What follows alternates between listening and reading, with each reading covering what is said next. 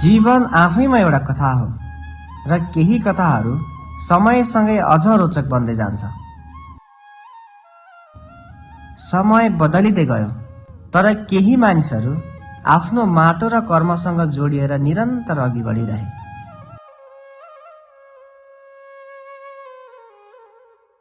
हजुर, आजको कथा यात्राको बसाइमा हामीसँग हुनुहुन्छ एउटा यस्तो उदाहरणीय व्यक्तित्व जसले पञ्चायती शासनकालदेखि आजसम्मका विभिन्न समय र परिस्थितिलाई आफ्नै जीवनमा भोग्दै आइरहनु भएको छ। हामी पञ्चायतलाई फाल्नलाई पञ्चायतको विरोधमा एकदमै लड्यौँ र अहिले आएर हेर्दा पञ्चायत जस्तो धेरै राम्रो अरू केही होइन रहेछ। एउटा यस्तो व्यक्ति जसले लामो समय शिक्षण पेसामा बिताउनु भयो। शिक्षण पेसापछि गाउँघरमै रहेर कृषि कर्मलाई अँगाल्नुभयो र अहिले मौरी पालनमा रमाइरहनु भएको छ।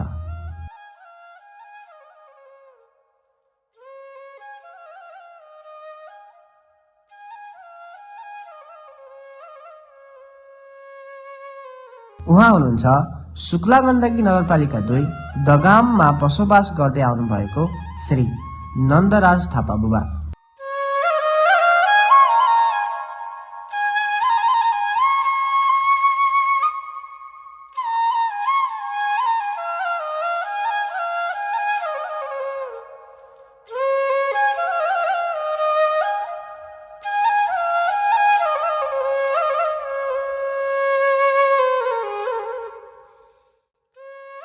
उहाँको जीवनका भोगाई, अनुभव र मौरी पालनसँग जोडिएका यात्राका बारेमा आज हामी सँगै बसेर कुरा गर्नेछौँ। प्रकृति रहेन भने कुनै पनि जीव रहन्न नै। प्रकृति रहनको लागि परागसेचन गर्ने काम मौरीले एकदमै राम्रोसँग गर्ने भएको कारणले नै परागसेचन मार्फत सम्पूर्ण प्रकृतिको अब सन्तुलन हुन पुग्छ। यदि सन्तुलन रहेन, सन्तुलन गुम्ने बित्तिकै कुनै पनि अब हरियाली जीव अब मतलब वनस्पति नै नरहेपछि त परागसेचन नहुने बित्तिकै, परागसेचन गर्ने जीव नहुने बित्तिकै कुनै पनि फल फुल्ने र फल्ने चाहिँ सम्भावना छैन। त्यसै कारणले होला यो मौरी रहेन भने प्राणी मान्छेको आयु नै रहँदैन अथवा मान्छे मानवता भन्ने किसिमको कल्पना गर्न सकिँदैन भन्ने अर्थ सायद त्यसैबाट होला भन्न ठान्छौँ। आउनुहोस् कथा यात्राको टोलीसँगै आजको यो सानो गफ सुरु गरौँ।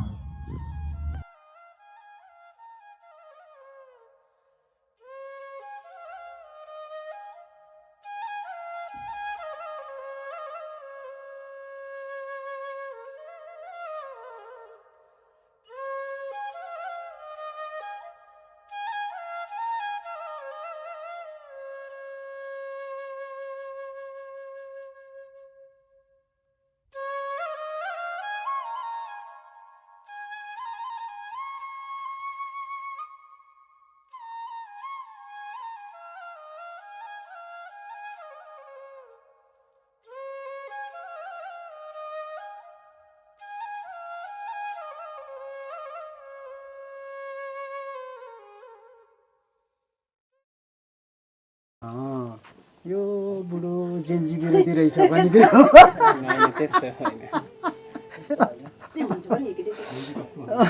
भन्छदेखि होइन यो भएको कुरा हो क्या। हाम्रो आफ्नो फिलिङ्सहरू हुने देखिएको कुरा ती होइन त। अनि तपाईँलाई मलाई भन्न मन लागेको कुरा चाहिँ अब जस्तै पञ्चायती व्यवस्था र अहिलेको व्यवस्थामा चाहिँ के लाग्छ त तपाईँलाई? हामी पञ्चायतलाई फाल्नलाई पञ्चायतको विरोधमा एकदमै लड्यौँ र अहिले आएर हेर्दा पञ्चायत जस्तो धेरै राम्रो अरू केही होइन रहेछ। जति पनि राष्ट्रिय रूपका जति पनि विकास बने, राजमार्गहरू बने, कारखानाहरू बने, सब पञ्चायत कालमा बने हो। र महेन्द्रले जस्तो राष्ट्रिय रूपमा अहिलेका भनौँ न, जस्तै अहिलेको जुन भनाइहरू छ नि, अमेरिकाको भनाइमा, इन्डियाको भनाइमा, चाइनाको भनाइमा, बाहिरी देशको भनाइमा जानुभन्दा राष्ट्रियताको सवालमा आफ्नो भूमिको बारेमा त हामीले राष्ट्रको बारेमा, आफ्नो जन्मभूमिको बारेमा त सबैले सोच्नुपर्ने कुरा होइन र? जस्तै अब यहाँ भोटे क्याम्पमा भोटेहरू बसेका छन् बिचारो, ती रिफ्युजीहरू आउने क्रममा त्यो 31 साल मङ्सिरमा 31 सालमा त्यो खम्पा विद्रोहको पिरियडमा हामी विश्व शान्तिका विद्यार्थी थियौँ। खम्पाको त्यो ठुलो मान्छेलाई मतलब त्यो आन्दोलनको नेतालाई घोडामा गएर त्यो जमसुमदेखि उता पक्रिने बेलामा हामीले यिनीहरू यो पञ्चायतको विरुद्धमा उठेको मान्छेले यो अमेरिकाले यसलाई तलब खुवाएर हाम्रो नेपाल सरकारको विरुद्धमा यसरी गरेको अरे भन्ने हामीले त्यो बेलामा सुन्थ्यौँ क्या है। अनि खम्पा विद्रोह भएपछि उनीहरूले हारेपछि यिनीहरू चाहिँ अब चाइनामा टिक्न सकेन। अनि त्यो यिनीहरू आएर अहिलेसम्म बसेका छन्। भोलि टिबेटनहरू त्यो बेलामा आएको बाबु। इन केस हाम्रो अहिलेको टिमले नै त्यो ढङ्गले गऱ्यौँ भने त हामी त कसैको कोलोनीभित्र पर्छौँ कि इन्डियाको कि अमेरिका कोलोनीभित्र बस्छौँ। हामी पनि रिफ्युजी भएर कुनै देश जानु पर्छ किनभने यो हामीले प्रत्यक्ष देखेको कुराहरू।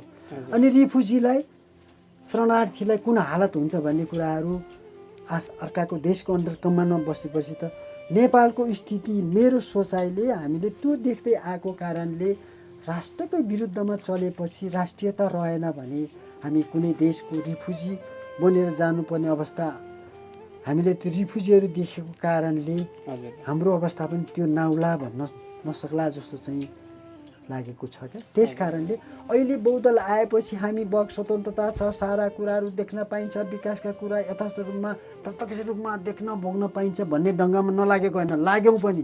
तर लागेपछि त्यसका रिजल्ट्सहरू जब आउँदै गरे नि आउँदै गरेपछि ओरे बाबा जनकपुर चुरोट कारखाना, वीरगञ्जको चिनी कारखाना, हेटौँडा कपडा कारखाना, औद्योगिक क्षेत्रहरू सबका सब सखाप भएपछि विकास कताबाट हुने, आयोजन कताबाट हुने।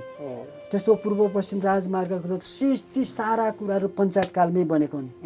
हामी गणतन्त्र ल्याएपछि बहुदल आएपछि राष्ट्रिय ऐतिहासिक रूपको मजाको यो गऱ्यौँ भन्ने नेपाल सरकारले न सरकारले गर्छ न हामीले देख्न पाछौँ। त्यो त हामीले प्रत्यक्ष भोग्यौँ नि बाबुहरू। तपाईँले भन्नु होला ओहो बुढोहरू त त्यो खालको रहेछ, अहिलेको गणतन्त्र विरोधी रहेछ भन्नु होला। तर हामीले खुद रूपमा त्यो देख्यौँ, भोग्यौँ। अब म यहाँबाट विश्व शान्ति जाँदा खाली खुट्टा जान्थ्यौँ। बिहान 3 घन्टा जाँदा फर्केर आउँदा 3 घन्टा, 6 घन्टासम्म हामी खाली खुट्टा हिँडेर पढ्यौँ। त्यो बेलामा हामीले ट्युसन भन्ने शब्द पनि थिएन। ट्युसन भन्ने शब्द पनि थिएन। गुरुहरूप्रति त्यत्तिकै अब एकदमै अनुशासित ढङ्गसँग काम गर्थ्यौँ। इष्टमित्रहरू गुरुबाहरू भनेपछि त्यसरी हेर्थ्यौँ। अनुशासनका क्रममा आफ्नो कर्तव्य परायणका क्रममा हामी त्यो ढङ्गले रह्यौँ। अहिले न बाबा न छोराले बाबुलाई मान्छ, न आमालाई मान्छ, न दाइले भाइलाई, न कसैले कसैलाई नमान्ने अवस्थाहरू देख्दाखेरि अरे बाबा अनुशासनका कुराहरू, राष्ट्रका कुराहरू त्यो बेला नै ठिक रहेछ त। हुन त त्यो बेलामा हामीले नबुझेर कसैले कानमा भराएको आधारबाट बोल्यौँ, नबोलेका होइन।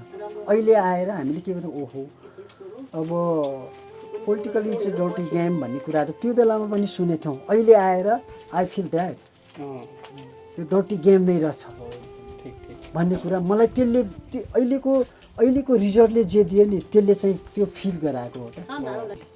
हामीले त्यो फिल गर्छौँ।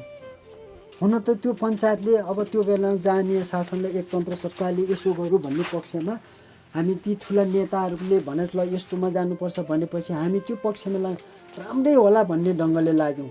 त्यो राम्रै भएर सबै कुरा देखेर भोगेर यहाँ आइसकेपछि अरे बाबा यिनीहरूले त हामीलाई त एकदमै गुमराहमा राखेका रहेछन्, भुमरीमा पारेका रहेछन् भन्ने कुराहरू अहिले फिल भयो। अहिले न तपाईँले मलाई गर्ने, न मैले तपाईँलाई गर्ने, न कसले कसलाई गर्ने, कसैले आफैकै सर्वे सर्वा बाहेक अरू केही पनि छैन। यो अहङ्कारका जालहरू जब तक मान्छे अहङ्कारमा पुग्छ न उसलाई विकास गर्न दिन्छ, न आफूले विकसित रूपमा सही ढङ्गले जान्छ। युनिटी इज द पावर भनेको त अथवा त्यो खालको चाहिँ रहेन। हाम्रो अनुभवमा त्यो हो। तैपनि परिवेशले, परिस्थितिले, राष्ट्रिय र अन्तर्राष्ट्रिय यो भू राजनैतिक परिवेशहरूले गर्दाखेरि मान्दै जानुपर्ने अवस्थाहरू, बाध्यताका कुराहरू, मजबुरीका कुराहरू, राष्ट्रिय अन्तर्राष्ट्रियका कुराहरू, हामीभन्दा माथिल्ला लबजकाले गरेका गराइको आधारले र यत्तिकै बुझ्दै नबुझ्दै हुइमा हाम फाल्नेको आधारले हामी कराउने भन्दा ल ठिकै छ यो संसार यस्तै हो, यसरी बुझ्नुपर्छ भन्ने ढङ्गमा यो आध्यात्मिक लाइनतिर लगेर मनलाई शान्त बनाएर हेर्ने रमिती बाहेक हामी बुढाहरूको अरू छैन। र तपाईँहरूले पनि फिल गर्नुहुनेछ कि तपाईँहरू हामी यस्तो जमानामा जन्म्यौँ हुर्क्यौँ कि सेकेन्ड भरमा विश्वलाई चिन्ने अवस्थामा हुर्किया छौँ भन्ने अवस्थामा त हुनुहुन्छ। त्यो ढङ्गमा काम गर्ने परिपाटी, त्यो भन्नको सन्दर्भ मिल्ने परिस्थिति मिल्छ मिल्दैन त्यो तपाईँहरूको कुराको हजुर हजुर। शिक्षकबाट चाहिँ हटेपछि गर्नुभयो कि मौरी फार्म कहिले सुरु गर्नुभयो त मौरी फार्म चाहिँ? मौरी सम्बन्धी त मेरो खास योजना के थियो, के सोचेको थिएँ मैले भने अब नेपाल हाम्रो राष्ट्रिय अवस्थाहरू हामीले कसैलाई गुनासो गर्नुभन्दा पनि राष्ट्रको अवस्था यस्तै छ। रिटायर भइसकेपछि पनि खासै अब पेन्सनले जीविकोपार्जन चाहिँ गाह्रै हुन्छ। रिटायर भइसकेपछि म सुन्तलाको बगैँचा र मौरी पालनमा जान्छु भन्ने मेरो पहिले नै उद्देश्य चाहिँ राखेको थिएँ। त्यस कारणले म रिटायर भएको त 72 सालमा हो। मैले 59 सालतिर 55 सालतिरबाट 56 सालमा मौरी सम्बन्धी 3 दिनको तालिम लिएँ दुलेगडामा 56 सालमा। अनि 57 सालमा फलफुल सम्बन्धी 3 दिने ट्रेनिङ हिमातमा गरेँ। फेरि अब किसान भएको हुनाले किसानतिरै जान्छु भन्ने सोचमा पनि थियो। र अनि यो खेती किसान किसानहरू सँगसँगै गएपछि मौरीलाई पनि त्यसले सपोर्ट गर्ने, एकअर्कामा आश्रित रहन मिल्ने र सँगै लान मिल्ने पनि भएको। र अनि सुन्तलाहरूको बगैँचा फलफुल गएपछि वातावरण पनि स्वच्छ बन्ने, स्पेसल चिजहरू पनि आम्दानी हुने र अलिक सहज हुने। मेरो मनले त्यो देखेपछि त्यो गर्नुपर्छ भन्ने मान्यताले 59 सालतिर चाहिँ त्यता 100-150 बिरुवा सुन्तलाको खाल्डो खनेर बिरुवा रोप्ने सुरु गरेँ। यतातिर चाहिँ मौरी सम्बन्धी सुरु गर्दै गएर 72 सालमा रिटायर हुँदाखेरि रिटायर हुने बित्तिकै मौरी र सुन्तलामा खेल्छु भन्ने उद्देश्य अनुरूप त्यसरी गर्दै गयो। बाहिर देश चाहिँ जानु भएन? बाहिर देश गइया छैन। त्यही इन्डियासम्म गएको थिएँ। इन्डियामा पनि एकजना नानीलाई युके पठाउने क्रम थियो। त्यो बेलामा नेपालबाट केटीहरूलाई बाहिर पठाउने भिसा दिन्थेन। अनि इन्डियाको एयरपोर्टबाट पनि त्यो नानीलाई पुर्याउनु गएको। दिल्लीमा त्यो पकेट मारले पैसा लुट दिएर बेकार जीव।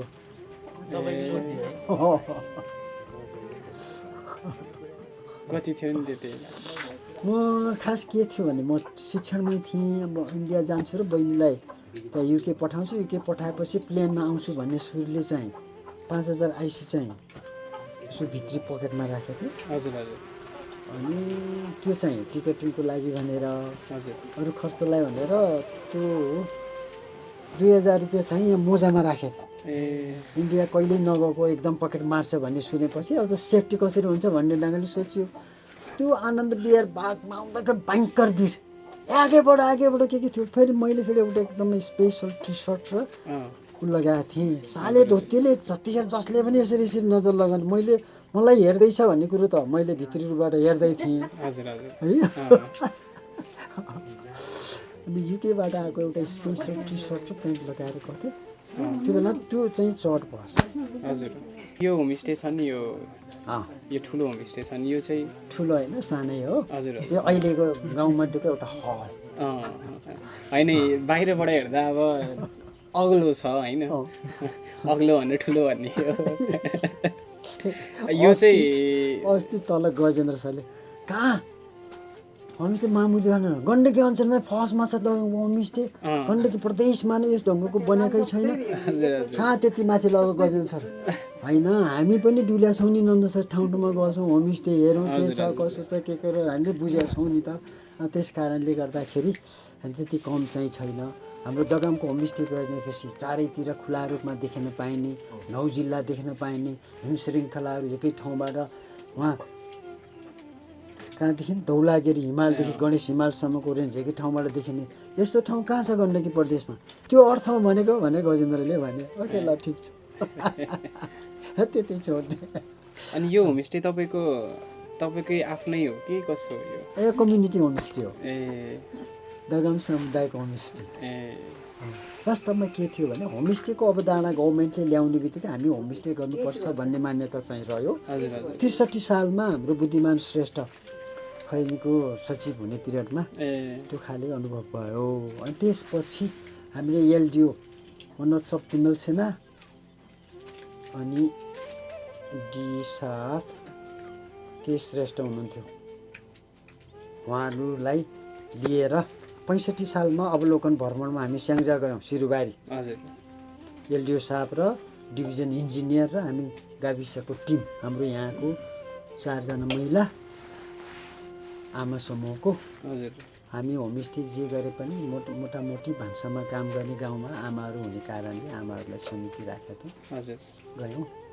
त्यहाँ गइसकेपछि हामी त्यो अवधारणालाई फुलफिल अथवा अवधारणालाई यता कार्यान्वयन गर्न र होमस्टे कसरी हुन्छ भन्ने कुरो अवलोकन गर्नै पर्छ भन्ने ढङ्गले गथ्यौँ। हजुर अनि त्यहाँ गएको त त्यहाँको सिस्टम चाहिँ ल एसियाको नेपालको फर्स्ट, एसियाकै फर्स्ट भनौँ न होमस्टे, त्यो बडो चर्चामा चलेपछि हजुर हामी त्यहाँ त गयौँ। हजुर हजुर त्यहाँ जाने दिनमा जाने बित्तिकै बिहानको खाजा चाहिँ चाउचाउ दियो। ए अनि एलडिओ साहबले कुरो राखिहाल्नु भयो, होइन होमस्टेमा गाउँको चिज, गाउँमा उत्पादित एकदम अर्ग्यानिक चिज खान भनेर यहाँ सिरुबासीको चर्चित होमस्टे आयो।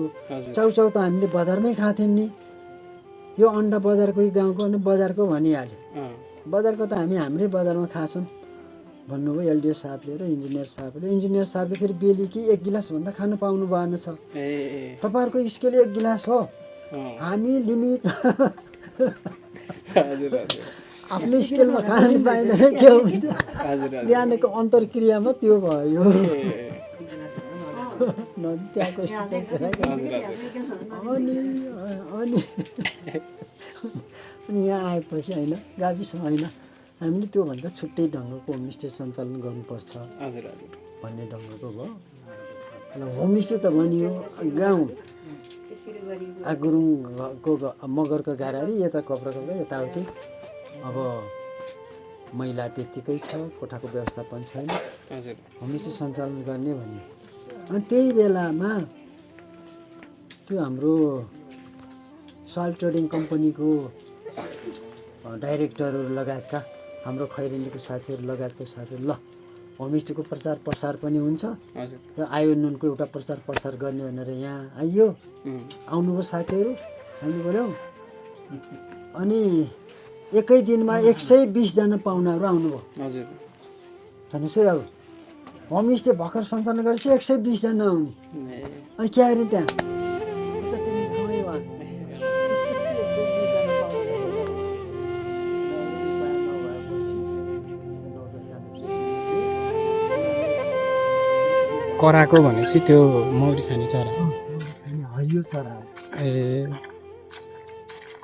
यता बेला बेलामा देखिन्छन् कि प्राय हुन्छन् त्यस्ता खालका चरा? बेलामा देखिनु। अनि यस्तो घुर्माउलो पिरियडमा ए रोगिएको बेलामा चाहिँ आउँछ त्यो। ए पुरा खुल्ला घाम लागेको बेलामा त्यति आउँदैन। ए जङ्गलतिर गयो, जङ्गलको तर त्यो किरा फुटाउनु पाउँदो रहेछ। ए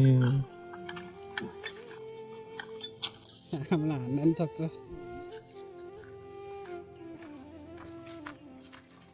माका झालेको चेका ठुला कि छ्या लामा कि झालेको के हो ल।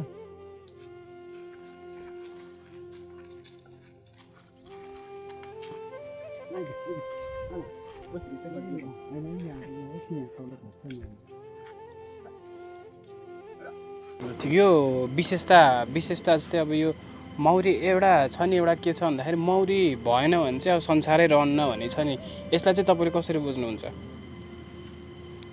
अब आइन्स्टाइन जस्तो वैज्ञानिकले हजुर भविष्यवाणी गरिसक्नु भएपछि यो संसार ब्यालेन्स टु द नेचरको सवालमा संसारलाई धान्ने क्रममा हरेक जीव धान्नलाई केही न केही सम्पर्क चाहिँ संसर्ग त हुनुपर्छ नै। जस्तै अब यो प्रकृति रहेन भने कुनै पनि जीव रहन्न नै। प्रकृति रहनको लागि परागसेचन गर्ने काम मौरीले एकदमै राम्रोसँग गर्ने भएको कारणले नै हजुर परागसेचन मार्फत सम्पूर्ण प्रकृतिको अब सन्तुलन हुन पुग्छ। हजुर। यदि सन्तुलन रहेन, सन्तुलन गुम्ने बित्तिकै कुनै पनि अब हरियाली जीव अब मतलब वनस्पति नै नरहेपछि त हजुर परागसेचन नहुने बित्तिकै, परागसेचन गर्ने जीव नहुने बित्तिकै हजुर कुनै पनि फल फुल्ने र फल्ने चाहिँ सम्भावना छैन। त्यसै कारणले होला हजुर यो मौरी रहेन भने प्राणी मान्छेको आयु नै रहँदैन अथवा मान्छे मानवता भन्ने किसिमको कल्पना गर्न सकिँदैन भन्ने अर्थ सायद त्यही छैबाट होला भन्न ठान्छौँ। र जस्तै हामीले मकैको फुल, धानको फुल हजुर लगायत सम्पूर्ण जङ्गलमा फुल्ने अब कुनै पनि वनस्पतिहरूमा गएर अब पोथी फुलबाट, भाले फुलबाट हजुर अब पराग लिएर पोथी फुल्न जाने क्रम त राम्रोसँग गर्ने भनेको त मौरी नै हो। त्यसपछि गर्न त भमरा, पुतली लगायतका अन्य जीवहरू पनि छन्, तर ती चाहिँ तिनीहरूको अलिकति नगन्य मात्रामा छ। हजुर र मौरीले गर्दाखेरि धेरै छिटो पनि उड्ने र धेरै ठाउँमा चार्न सक्ने भएको हुनाले नै मौरीले त्यो वातावरण सन्तुलन गर्ने क्षमता भएको हुनाले मौरी रहेन भने त्यो रहन्न भन्ने अर्थमा त्यसरी होला भन्ने ठानेछौँ र हामीले हो जस्तो पनि लाग्छ। अनि तपाईँलाई लागेका जस्तै मौरी पालेर मौरी मह खाएर हुने कुराहरू विशेषताहरू हुन्छ नि, त्यो तपाईँलाई लागेका, तपाईँले फिल गर्नुभएको जस्तै अरूले भनेर होइन कि तपाईँ आफैले फिल गर्नुभएको, बुझ्नुभएको चाहिँ के छ नि? अब बुझाइको क्रममा त यसो छ। अब अहिले म 70 वर्षको मान्छे, हजुर म हलो जोत्छु, कोदाली खन्छु, उकालो ओह्रालो हिँड्छु, भारी बोकेर हिँड्दैछु। हजुर तपाईँहरू यङ जमानाको केटाहरू उस्तै भने हजुर कम्पिटिसन गऱ्यो भने मसँग हिँड्न हाम्मे पर्ला। दौडमा एकछिनलाई अगाडि दौड्नु होला, त्यो आफ्नो ठाउँमा छ। टिकाउपनको क्रममा यसको पछाडि मलाई यतिको सक्रिय राख्नुको पछाडि पक्कै पनि मह र कुटकै पोलेन्डकै देन हो भन्न ठानेको छु मैले। त्यो आफ्नै फिलिङ्सका सवालमा म दिउँसभरि आली हालेर घर फर्के तापनि साँझ म 10 बजेभन्दा अगाडि कहिले पनि सुत्दिनँ र बिहान म 4 बजे नै उठ्छु। हजुर शरीरमा अब मान्छेहरूले यङ टिमहरू हुन त त्यो अभ्यासमा पनि भर पर्ने कुराहरू पनि रहे, तैपनि 70 वर्षको मान्छेले दिनभरि मेला हिँड्नु, घाँसपात गराउनु भन्ने कुराहरू मैले अरूलाई, म आफैलाई बढाइ चढाइले बोलेको होइन कि मेरो महसुसले त्यो देखाएको छु भन्नको मतलब मलाई थकान नलाग्ने होइन लाग्छ, तर यतिको स्वास्थ्य राख्नुको पछाडि पक्कै पनि मह र पोलेन्डको देन हो भन्ने चाहिँ मैले मेरो महसुसले, हजुर हजुर मेरो अनुभवले त्यो भन्छ। अनि जस्तै अब केही मान्छेहरू चाहिँ मौरी व्यवसाय गर्छु भन्नेहरू होलान् अरे, ती मान्छेहरूलाई चाहिँ तपाईँले आफ्नो तर्फबाट चाहिँ के भन्न चाहनुहुन्छ त? अब मह एकदमै पौष्टिक आहार हो, मतलब पौष्टिकताले भरिपूर्ण आहार त हो, तर यसलाई गर्न पाए राम्रो किसिम आय आर्जन पनि होइन, पौष्टिक आहार पनि खान पाइने भन्ने मनसाय राख्नु राम्रो कुरा हो। हजुर तर अहिले यो विभिन्न किसिमको वातावरणीय प्रदूषणको कारणले गर्दा, हजुर हजुर जस्तै म 58 सालमा उद्योग दर्ता गरेर मौरी पाल्दै आएको छु र मौरीसँग यतिका वर्षसम्म खेल्दै आएँ। अहिलेसम्मको हिसाबले त्यो गराइले मैले त A to Z सम्पूर्ण हराभरा गरेर गर्न सक्नुपर्ने अनुभवको आधारले र गरिआएको अवधिको आधारले, तर त्यो चाहिँ होइन रहेछ। मैले चाहिँ यो महसुस गरेछु। अहिले आएर यो विभिन्न किसिमका विषादीहरूको प्रयोगहरू, बाहिर देशको विषादीहरू, पहिला चाहिँ विषादी गाउँमा कुनै पनि ठाउँमा पाइन्थेन नै। अहिले विकासी मलका कुराहरू, करेला लगायत लहरे बालीमा लगाउने किरा मार्ने विषादीहरूको कारण, झार मार्ने विषादीहरूको कारणले गर्दाखेरि गाउँ एरिया ठाउँ पनि पुरा प्रदूषण भइसकेको छ। त्यस कारणले पहिलाको अनुपातमा अहिले मौरी पालन त्यति सहज चाहिँ छैन। योलाई चाहिँ स्वच्छ वातावरण चाहिन्छ, स्वच्छ हावापानी चाहिन्छ। स्वच्छ पानी हावापानी रहनको लागि कुनै पनि विषादीहरू प्रयोग गर्नु नै हुँदैन। तर अहिले चाहिँ विषादी प्रयोगको कारणले गर्दाखेरि वातावरण धेरै प्रदूषित भएको कारणले र यसलाई चाहिँ अहिलेको त्यो प्रदूषित वातावरणसँग च्यालेन्ज गर्न सक्ने किसिमको क्षमता लिएर मात्रै मौरी पालन गर्नुपर्छ भन्ने हो, हामी त्यो सुझाव दिन्छौँ। हजुर किनभने पहिला हामीले मौरी पाल्दा एकै घारबाट 5 पटकसम्म एक सिजनमा मह निकाल्थ्यौँ। है म आफैले निकालेको छु र आफैले त्यो बिक्री वितरण पनि गरेको छु। हजुर, र अहिले आएर 3 पटक निकाल्नलाई पनि हम्मे परिरहेको छ। किनभने मौरीले गर्ने सक्रियता, मौरीले गर्ने क्रियाकलापहरू पहिलाको दाँजोमा अहिले धेरै ह्रास भएर गएको छ। त्यसको मुख्य कारण नै वातावरण प्रदूषण। अब यसको संरक्षणको लागि चाहिँ अब हामीले वातावरण प्रदूषण भयो जस्तै अब हामीले यसलाई चाहिँ कसरी गर्न सकिन्छ भन्दाखेरि चाहिँ अब वातावरण प्रदूषणको लागि कुनै पनि प्रदूषित नहोस् भन्ने ढङ्गले नै हामीले यी सबै कुनै पनि गाउँको अथवा ती विषादीहरूसँग कन्ट्यामिनेसन नहुने, सम्पर्कै नहुने ठाउँको छनौट गरेर हामीले यो ठाउँमा ल्याएर राखेका हौँ। वनको बिचमा ल्याएको कारण त्यसरी हो। र हामी वैदेशिक के अरे व्यापारीहरूसँग पनि हाम्रो सम्बन्ध भएको हुनाले उहाँले त पुरा प्रयोगशालाले परीक्षण गरेर मात्रै लानुहुन्छ। ल्याब टेस्टमा फेल हुने बित्तिकै हाम्रो महले अन्तर्राष्ट्रिय रूपमा आफ्नो स्तरीयता कायम गर्न सक्दैन, गुणस्तर राम्रो आउँदैन।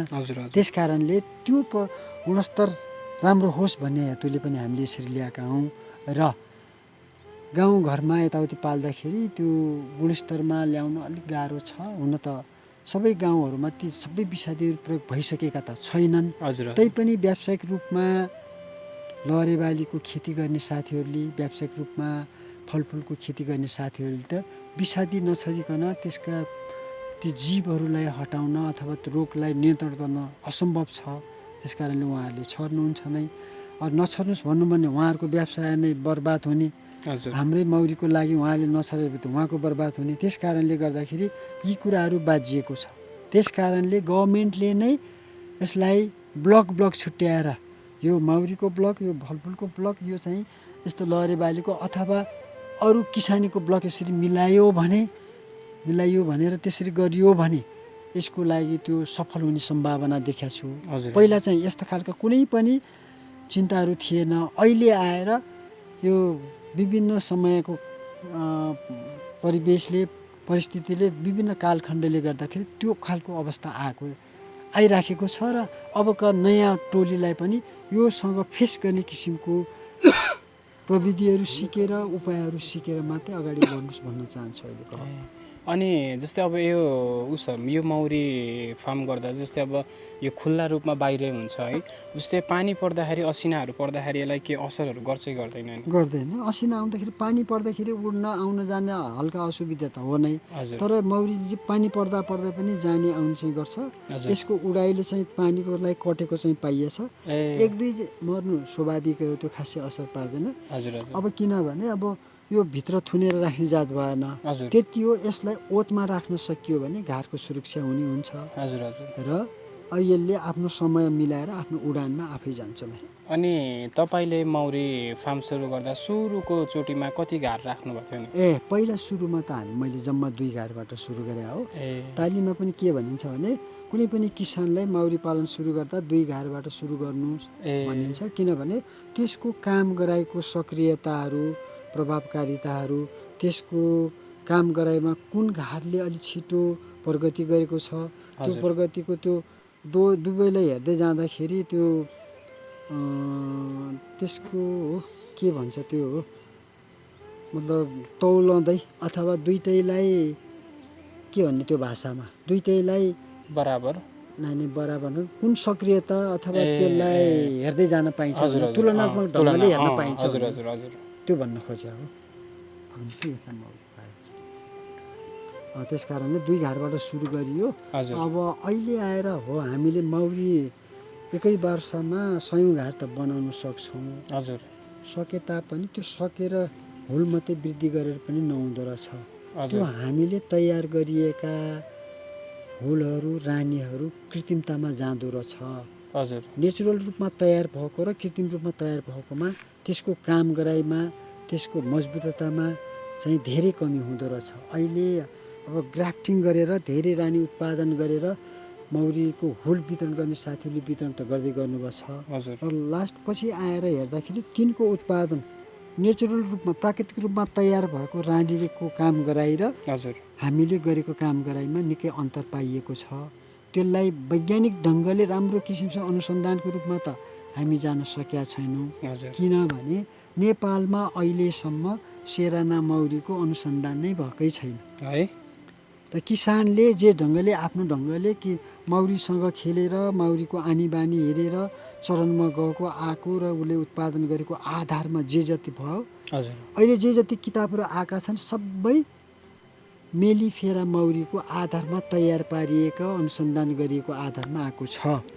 किनभने यो रैथाने मौरी हाम्रो सेराना मौरी यो जुन स्थानीय मौरी छ नि हजुर यो त नेपाल र इन्डियामा मात्रै छ, हो बढी नेपालमा छ। हजुर र यसलाई त उनीहरूले मेलिफेराले विकासे टोलीले त्यसलाई मौरी नै भन्दैनन्। हजुर जस्तै लोकल कुखुराको शिकार थोरै भए जस्तै ब्रोइलर खानेले लोकल कुखुराको मासु यति हुन्छ हड्डी हुन्छ भन्ने भनाइ जस्तै यसको मह कम हुन्छ, उत्पादन छोटो चाहिँ थोरै हुन्छ भन्ने खालको कुरो छ।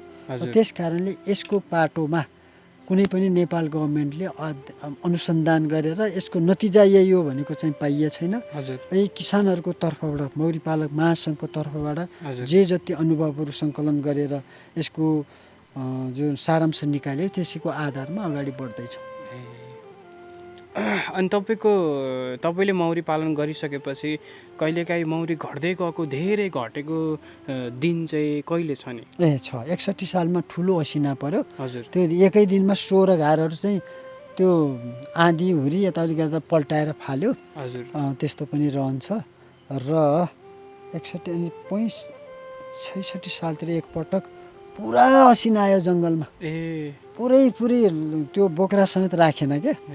नराखेपछि त्यो कुनै पनि ठाउँ चरनै पाएन यिनीहरूले है। धेरै माउरीहरू मरे। अनि पछि थाहा पाइयो यसलाई चाहिँ बचाउनको लागि चास्नी खुवाउनुपर्छ भन्ने कुरा त्यो पछिको अप्ठ्यारो पछि अनुभव गरियो। ठिक छ। अनि त्यसपछि त्यो बेलामा चाहिँ तपाईँले कस्तो अनुभव गर्नुभयो त? तपाईँलाई के फिल भयो त त्यो गर्दाखेरि चाहिँ यसरी मौरी सकिँदाखेरि चाहिँ कस्तो अनुभव गर्नुभयो त तपाईँले? यसो अब त्यो मौरी सम्बन्धी अनुभव नभएको किसानहरू त ल डुबियो बर्बादै भयो भन्ने हुन्थ्यो। हामीले चाहिँ अलि अगाडिदेखि मौरी खेलेको अब यो जीव चाहिँ बढाउन सकिन्छ, अहिले शून्यमा झरे पनि भोलि अब 50औं समयमा पुर्याउन सकिन्छ भन्ने आफ्नो आत्मबल भएको कारणले ठिक छ। त्यो परिस्थिति